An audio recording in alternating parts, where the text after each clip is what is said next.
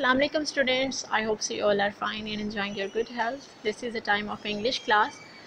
So today let's start our first topic. What is topic of today? The topic of today is grammar, and we learn today noun. What is noun?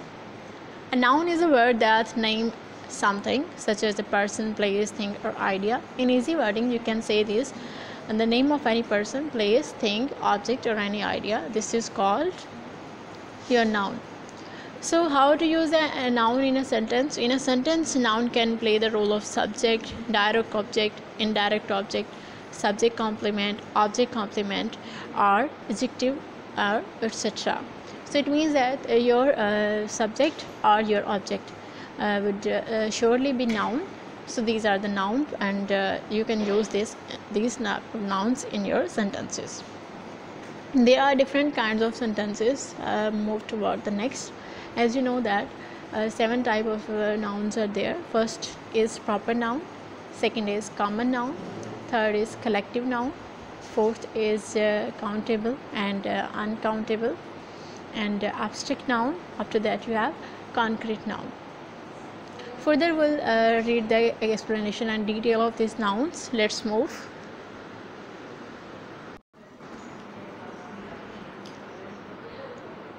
Okay girls, here is the first form of the verb. This is common noun. Common means and in Urdu you can say isme nakra.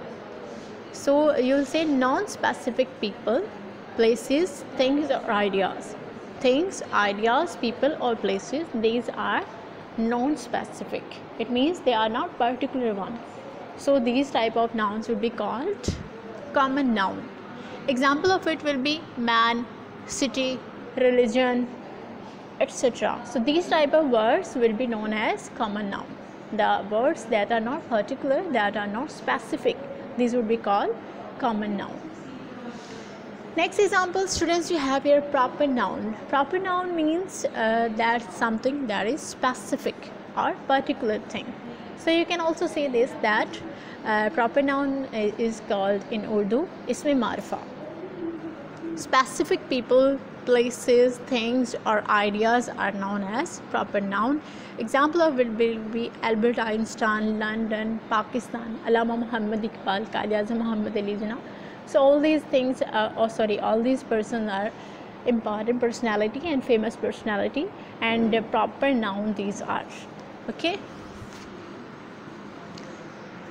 Next noun is collective noun. What is collective? Collective noun has abbreviated from collect. Collect means ikatha karna, together.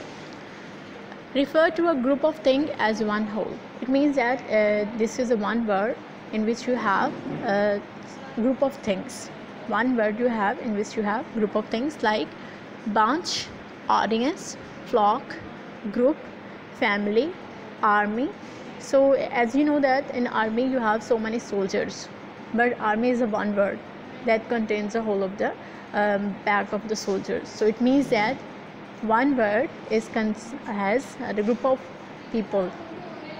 Then this is called collective noun. As you have a class, there are 30 students in one class, but you call it this is a class, so this would be collective noun. Next we have girls abstract noun.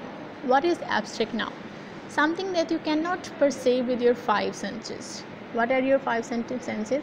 Touch, smell, taste, or see, or listen. So these are your 5 senses, but you can't perceive the things or idea with the 5 senses. These would be called abstract noun. These type of words will be called abstract noun. You can also say the things that you cannot touch or see. These words will be abstract noun. Example of this will be belief, love, pride, happiness. Because you can't see the happiness of any person, you can just feel it. After that, pride, love.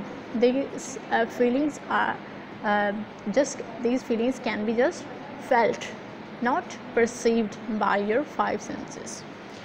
Next you have girls concrete noun, and concrete noun is a totally opposite to your abstract noun, because in abstract noun you can't perceive these ideas or things with 5 senses, but something that you can perceive with your five senses. It means that you can touch it, you can see it, you can smell it, you can taste it. So these type of noun would be called concrete noun, like apple, lion, eyes, flower. So these are all concrete noun. So you can also say that concrete and abstract are opposite to each other. Next, students, we have countable noun. What is countable noun? Countable noun can be counted. So you can count this on your fingertips, or you can count like pencils, apples, train, clock, students, boys, girls. So all these things can be counted. These type of noun are called countable noun. Okay, next is uncountable noun. These nouns cannot be counted, like milk, water, music, food. These are the things that you can just measure. The things that you just measure and you cannot count, these type of things are called uncountable noun. So these were the 7 types of the noun. I hope so each and everything is clear to you. If you have any question, you can ask your questions in comment box.